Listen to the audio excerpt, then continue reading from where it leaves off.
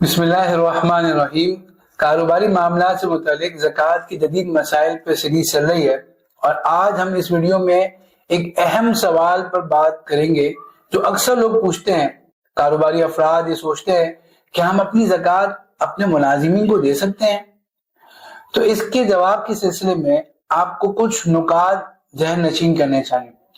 پہلا نکتہ یہ ہے کہ زکوٰۃ سے کبھی بھی دنیاوی فائدہ مقصود نہیں ہونا چاہیے، بلکہ یہ عبادت ہے، اور اس عبادت سے صرف رب تعالیٰ کی رضا ہی مقصود ہونی چاہیے۔ تو اگر ہم زکوٰۃ اپنے ملازمین کو دے رہے ہیں تو ان سے کسی بھی درجے کی کوئی بھی اضافی سروس یا خدمت نہیں لینی چاہیے۔ یعنی ہم نے ان کو زکوٰۃ دی تو اب وہ بونس کا مطالبہ نہ کریں، اب وہ اوور ٹائم لگائیں لیکن ہم سے اوور ٹائم کا مطالبہ نہ کریں،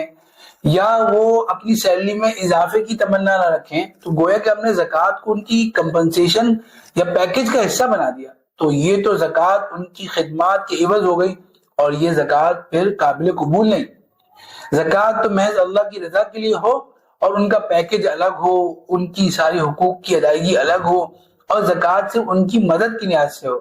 اس میں ان کی کارکردگی کا تناسب نہ ہو کہ آپ نے اچھی کارکردگی دکھائی تو آپ کو زکوٰۃ مل رہی ہے، آپ کی چونکہ ACR خراب ہے تو آپ کو زکوٰۃ نہیں مل رہی۔ نہیں، زکوٰۃ تو صرف اللہ کی رضا کے لیے اور ان کی مدد کے لیے ہے، چاہے ان کی کارکردگی کے لحاظ سے ہم اپنا معاملہ کچھ اور رکھیں۔ اسی طرح زکوٰۃ سے کسی طرح کی ایڈورٹائزمنٹ یا غیر مالی منفعت بھی مقصود نہ ہو کہ ہم نے اپنے کاروباری زکوٰۃ نکالی اور اب اپنے فیکٹری میں ہم نے ایک سیریمنی رکھی، اس میں مستحق ملازمین کو ہم زکوٰۃ دے رہے ہیں اور اس کی مارکیٹنگ ہو رہی ہے اور اس کے ذریعے اپنی ادارے کی مشہوری ہو رہی ہے۔ نہیں، زکوٰۃ تو ہم ایسے دیں کہ دائیں ہاتھ سے دیں تو بائیں ہاتھ کو پتہ نہ چلے، اور اگر اس میں دوسروں کی ترغیب کے لیے کوئی تشہیر کرنی بھی ہے تو اپنی تشہیر کی بجائے اس نیک جذبے کی تشہیر ہونی چاہیے۔ دوسرا اہم نکتہ یہ ہے کہ زکوٰۃ سے مستحقین کے لیے، تو ہر ملازم کو زکوٰۃ دے دینا یا جو بھی اپنے آپ کو مستحق زکوٰۃ کا ہے اس کو زکوٰۃ دے دینا یہ جائز نہیں ہے، بلکہ آپ کے پاس شرعی ایڈوائزر ہونا چاہیے جو اس بات کا جائزہ لے کہ کون ملازم زکوٰۃ کا مستحق ہے اور کون سا ملازم زکوٰۃ کا مستحق نہیں ہے۔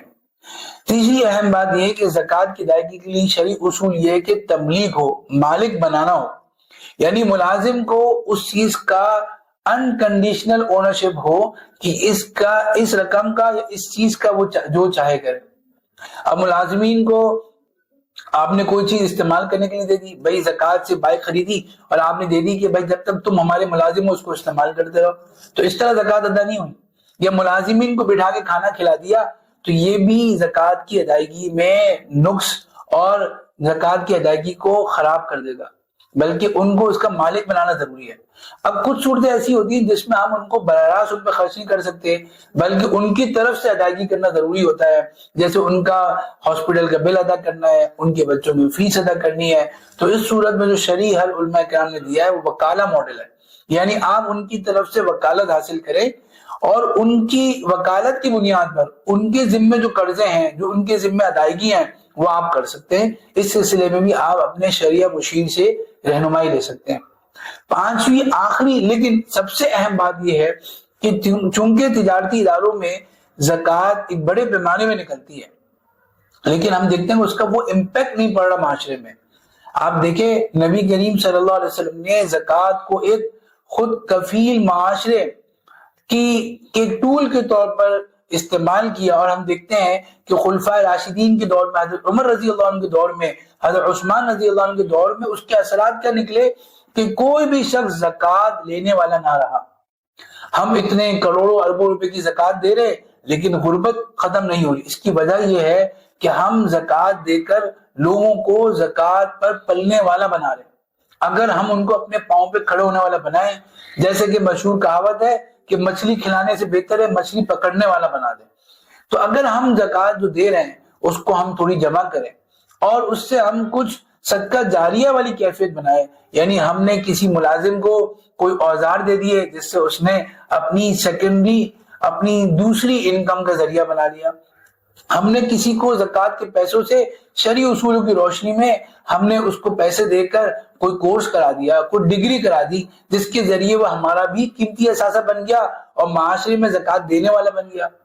ہم نے ان پیسوں سے کوئی کسی کو تعلیم کرا دی، کسی کو کوئی ووکیشنل سینٹر میں تعلیم دلا دی، ہم نے کسی کو جو ہے وہ کوئی سلائی مشین دلا دی، کسی کو لیپ ٹاپ دلا دیا، جس کے ذریعے وہ اپنی ارننگ کرنے والے بن گئے۔ اور ہم نے ان پیسوں سے شرعی اصولوں کی روشنی میں ہم نے کوئی گھر تعمیر کر کے کسی کو دے دیا جو اس کے لیے ہمیشہ کے لیے چھت کا بندوبست ہو گیا۔ ہم نے کسی کے بچے کو تعلیم دلوا دی، یا ہم نے کسی ہاسپٹل میں شرعی اصولوں کی روشنی میں علماء کرام سے مشورہ کر کے ہم نے کوئی جو ہے نا وہ مشین دلوا دی، وہاں پر ہم نے وہاں پر کوئی ویل چیئر رکھوا دی، یا کسی بھی ایسے طریقے سے جس کا فائدہ ہمیں لانگ ٹرم ملتا رہا، اور ہماری وہ زکوٰۃ وقتی استعمال کے بجائے دیر پا استعمال کی وجہ سے ہمارے اور ہمارے مرحومین کے لیے صدقہ جاریہ کا ذریعہ بن گئی، اور اس کے فوائد معاشرے کو دیر پا حاصل ہونے لگ گئے۔ تو اس پہلو سے اپنی زکوٰۃ کے بارے میں ضرور سوچیے گا۔